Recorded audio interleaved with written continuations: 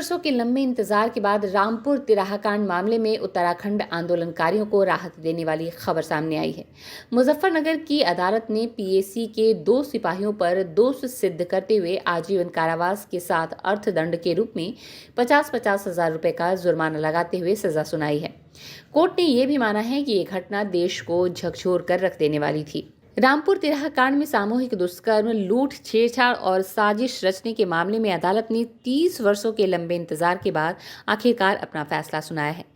15 मार्च को दोष सिद्ध करने के बाद कोर्ट ने अपना फैसला सुरक्षित रख लिया था। सोमवार को कोर्ट ने रामपुर तिराहा कांड में दोनों पीएसी के सिपाहियों को दोषी ठहराते हुए 50-50 हजार रुपए का आर्थिक दंड के साथ आजीवन कारावास की सजा सुनाई है। अपर जिला एवं सत्र न्यायालय संख्या 7 के पीठासीन अधिकारी शक्ति सिंह ने सुनवाई के दौरान इस घटना को जालियांवाला बाग कांड जैसा बताया, जिसने देश को झकझोर कर रख दिया था। उन्होंने इस दौरान यूपी पुलिस की प्रशंसा करते हुए कहा कि देश के सबसे बड़े राज्य की पुलिस अपनी सेवाओं पर अग्रगणी रहती है, जिसे इन 2 पुलिसकर्मियों ने बदनाम करने का काम किया है। न्यायालय ने यह भी माना कि दोषी सिपाहियों का आचरण सहानुभूति के लायक नहीं है। शासकीय अधिवक्ता फौजदारी राजीव शर्मा ने बताया कि सहायक शासकीय अधिवक्ता फौजदारी परवेंद्र सिंह, सीबीआई के विशेष लोक अभियोजक दारा सिंह मीणा और उत्तराखंड संघर्ष समिति के अधिवक्ता अनुराग वर्मा, सीबीआई बनाम मिलाप सिंह की पत्रावली में सुनवाई पूरी हो चुकी है, जिन्हें न्यायालय द्वारा आज सजा सुनाई गई। सीबीआई की ओर से इस मामले में कुल 15 गवाह पेश किए गए। दोनों अभियुक्तों पर धारा 376 जी, 323, 354, 392, 509 और 120 बी में दोष सिद्ध हुआ। आपको बता दें कि ये घटना 1 अक्टूबर 1994 की रात की है, जब अलग राज्य की मांग के लिए देहरादून से बसों से सवार होकर आंदोलनकारी दिल्ली के लिए निकले थे। इनमें महिला आंदोलनकारी भी शामिल थी।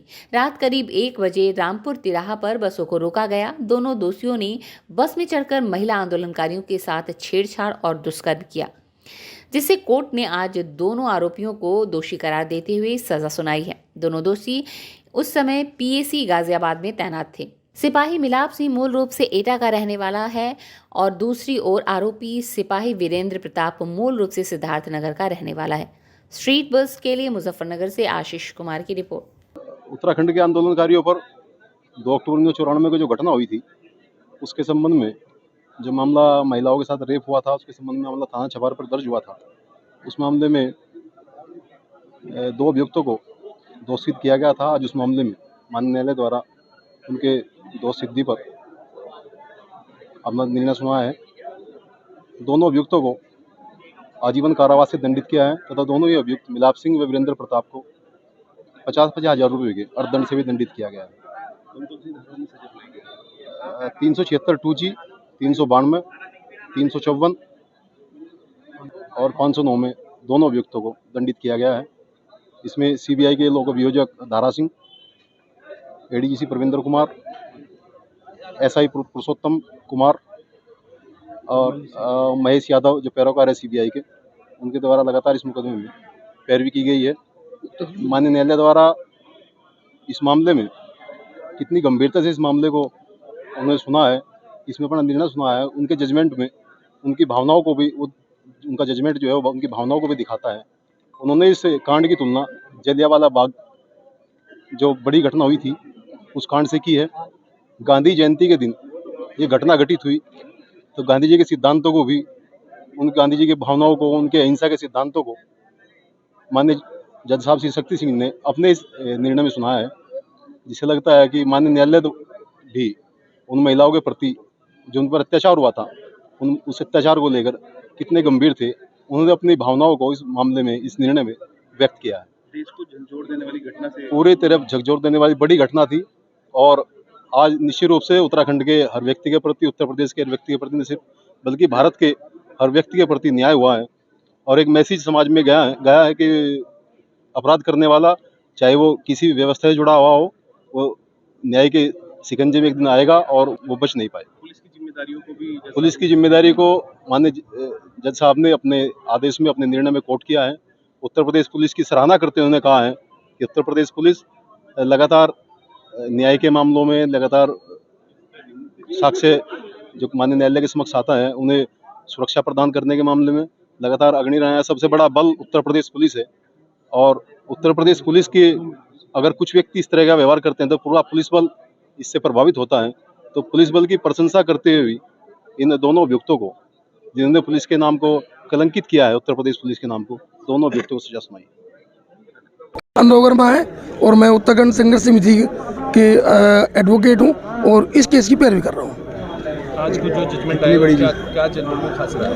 इस जजमेंट में एडीजी कोर्ट नंबर 7 द्वारा एक बड़ा ही विशेष जजमेंट पारित किया गया है, जिसमें ये संदेश दिया गया है कि कोई भी व्यक्ति सरकारी सेवा में रहते हुए, चाहे वो पुलिस बल में हो या किसी भी लोक सेवक हो, इस तरह की दोबारा से कोई विवश घटनाकारी न करे।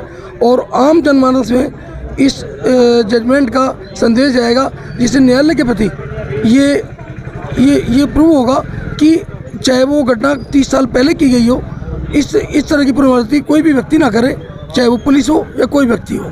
कितने वर्षों बाद उत्तराखंड के लोगों को, जिन्होंने परमिशन किया था, पदाधिकारी थे, उनको न्याय मिल पाया? लगभग 30 वर्ष बाद उनको न्याय मिला है। और मेरी उत्तराखंड संघर्ष समिति के जो सदस्य हैं, नैनीताल में है, देहरादून में है, और जो पीड़ित है उससे बात हुई है, वो सभी जो है इस माननीय न्यायालय के जो जजमेंट पारित किया है उससे संतुष्ट हैं और उन्हें न्याय प्राप्त हुआ है। और जो इसमें व्यक्ति जिनकी मौत हुई है, पुलिस की गोलीबारी में मौत हुई है, उनके परिवार वालों को ये एक सांत्वना देने का बहुत बड़ा कार्य है। और इससे पूरे देश में एक ऐसा मैसेज जाएगा कि कोई भी व्यक्ति, चाहे वो कितना भी शक्तिशाली क्यों ना हो, तो इस प्रकार की पुनरावृत्ति ना करे। कितने लोगों को आरोपी बनाया गया था उस समय? उस समय लगभग 56 एफआईआर दर्ज हुई थी। 56 एफआईआर में से इसमें 2 केस जो है एडीजी कोर्ट नंबर 7 में चल रहे हैं और 2 कोर्ट अवर न्यायालय में चल रहे हैं, एसीएम कोर्ट नंबर 1 में मयंक जायसवाल जी के यहाँ चल रहे हैं।